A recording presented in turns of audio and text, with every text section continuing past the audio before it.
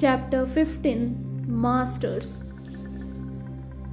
To you who are still holding to the idea taught in various teachings that I will provide a master or divine teacher for each aspirant towards union with me, hear my words. It is true that I have permitted you in the past to delve into all kinds of mystical and occult books and teachings, encouraging your secret desire to acquire the powers necessary to attain this union extolled in such teachings, even to the extent of quickening in you some slight consciousness of the possession of such powers. I have even permitted the belief that by practicing certain exercises, breathing in a certain way, and saying certain mantra, you might attract to you a master from the unseen who would become your teacher and help you to prepare for certain initiations that would admit you into an advanced degree in some secret order in the inner planes of existence, where much of my divine wisdom would be opened up to you. I have not only permitted these things, but if you can see it, it was I who led you to these books, inspired in you such desire, and caused such belief to find lodgment in your mind, but not for the purpose you imagine. Yes, I have brought you through all these teachings, desires, and beliefs, trying to point out to your human mind the forces I use to bring into expression my divine idea. I have portrayed these forces as heavenly hierarchies, and that your human intellect might the better comprehend. I picture them as angels or divine beings, impersonal agents or executors of my will, engaged in the process of bringing into expression my idea that was in the beginning, but you did not understand. Your human intellect, enamored of the possibility of meeting and communing with one of these beings, as claimed in some of the teachings, proceeded at once to personalize them and began to long for their appearance in your life, imagining that they are interested in your human affairs and that by living in accordance with certain rules set down in certain teachings, you could propitiate them so they would help you to gain nirvana or immortality. Now, I have purposely permitted you to indulge yourself with such delusions, letting you long and pray and strive earnestly to obey all the instructions given, even leading you on sometimes by giving you glimpses in self-induced visions and dreams of ideal beings which I permitted you to believe were such masters. I may even have caused to open in you certain faculties which make it possible for you to sense the presence of personalities that have passed into the spirit side of life and who have been attracted by your desires and seek to fulfill the part of master and guide to you. Now the time has come for you to know that such beings are not masters. Also that divine beings do not call themselves masters, that I and I alone, your own real self, am the only master for you now and until you are able to know me also in your brother. That any being, either in human or spirit form, that presents himself to your consciousness and claims to be a master, or who permits you to call him master, is nothing more nor less than a personality the same as yours, and therefore is not divine.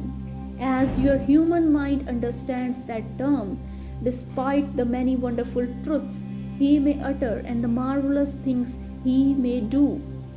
Just so long as your human mind seeks or worships the idea of a master in any other being, no matter how lofty or sacred he may seem to you, just so long will you be fed with such ideas, until verily I may perhaps permit you to meet and commune with such a master. If that privilege is vouchsafed you, it will be only in order to hasten your awakening and your consequent disillusionment, when you will learn that master is indeed but a personality, even though far more advanced in awakening than you, but still a personality, and not the divine one your innermost soul is yearning for you to know. For I feed you with every idea that will operate to teach you the reality back of the seeming. And if I lead you on to apparent deception and loss of faith in all human teachings and in all human and even divine perfection, it is only to enable you the more clearly to distinguish between the substance and the shadow, and to prepare you for that far higher ideal I am waiting to picture to you. You can rise in your human personality only to the ideal your human mind is capable of conceiving. Through desire, I cause my will to manifest in you, and through desire, I perform many wondrous works. If you doubt this, you need only to apply the key. To think of a master is to create one. This idea of a master by your thinking becomes what you desire and imagine a master to be. In other words, by your thinking you build around this idea all the qualities you imagine a master possesses. Your human mind, through desire, through aspiration, through worship, must needs create these qualities in some imaginary being who is still a personality, for you cannot as yet conceive of an impersonal being. Therefore, according to the intensity of your desire and thinking, must this idea sooner or later come into actual manifestation, either by attracting to you such a personality in the flesh or one entitized in the realm of visions and dreams. As your human mind is constituted, it at certain times thinks it needs a master, one to whom it can turn with its human trials and problems for explanation and advice, thinking life's problems can be settled that way. If I draw to you one who fails you or deceives you and throws you back finally upon me, your own self, discouraged, disillusioned, and humiliated, it is only that perhaps then you will be ready to turn to me within and will listen to my voice, which all these years has been speaking to you, but to which your proud and egoistic mind has not deigned to listen. You have not yet had this experience, who have not yet met the master of your aspirations, either in human or spirit form, you within whom my words have failed to awaken a quickening response to their truth. For you I have in store certain experiences which will surely lead you to me later on, and then you will be brought to know that I am the master. The inspiring idea back of and within every thought of and every aspiration towards a master that enters your mind, whether coming from within or without. It is taught when the pupil is ready, the master appears. And this is true in a sense, but not as you have interpreted it. Your secret desire for a master will bring him to you, but only when I have prepared you for such appearance. But Such appearance will be only an appearance of a master. The true master or teacher, when he appears, you may never recognize, for he may be hidden in an interesting friend, a business associate, your next door neighbor, or in your own wife or husband or child. You who have risen above desire, you who no longer seek a master or a teacher, or even me, but are abiding alone in the faith of my eternal presence and promise. For you I have in store a meeting and a communion which will bring to your soul such joy and blessings as your human mind is incapable of conceiving. Now this is a mystery, and until you can comprehend it, you are justified in claiming the above as not consistent with certain statements herein, and as contradictory teachings in my other revelations. Fear not, this mystery will be revealed unto you, if you truly wish to know my meaning. Until then, why in your seeking be satisfied with anything short of the highest? Why seek in human or spirit teacher, guide, master, or angel for the necessarily limited manifestation of my perfection, when you can come directly to me, God within you, the omniscient, omnipotent, omnipresent, the inspiring idea back of and within all manifestations? As I am in you, even as I am in any you seek, and as all the wisdom, all the power, and all the love they possess come only from me, why not now come to me and let me prepare you also, so I can express my all through you? You are a human personality, yet you are divine and therefore perfect. The first of these truths you believe, the latter you do not believe. Yet both are true. That is the mystery. You are just what you think you are. One or the other, which are you, or both? You are one with me. I am in you, in your human personality, in your body, mind, and intellect. I am in every cell of your body, in every attribute of your mind, in every faculty of your intellect. I am the soul, the active principle of each. You are in me. You are a cell of my body. You are an attribute of my mind. You are a faculty of my intellect. You are a part of me, yet you are I myself. We are one and always have been. This idea of a master I brought to your mind's attention was only to lead you to and prepare you for this idea of me, your impersonal self, an angel of light, a radiation of my being, your own divine Lord and Master within.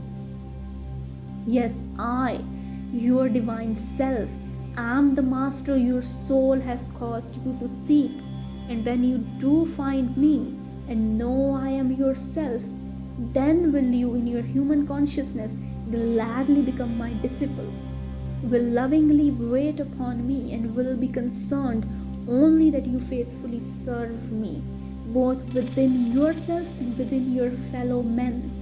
And then will you understand why only one is your master, even Christ. For I, as the Christ, dwell in all men and am their one and only self. Through all men I am ever calling to you and trying to reach and impress your human consciousness. As I am continually teaching you, not only through all men, but through every avenue needed at the time, I have many ways of reaching your consciousness and utilize all to bring you to a realization of my meaning. I speak with many voices, with the voice of all human emotions, passions, and desires. I speak with nature's voice, with the voice of experience, even with the voice of human knowledge. Yes, these are all my voice, which I use impersonally to express to you the one fact that I am in all and that I am all.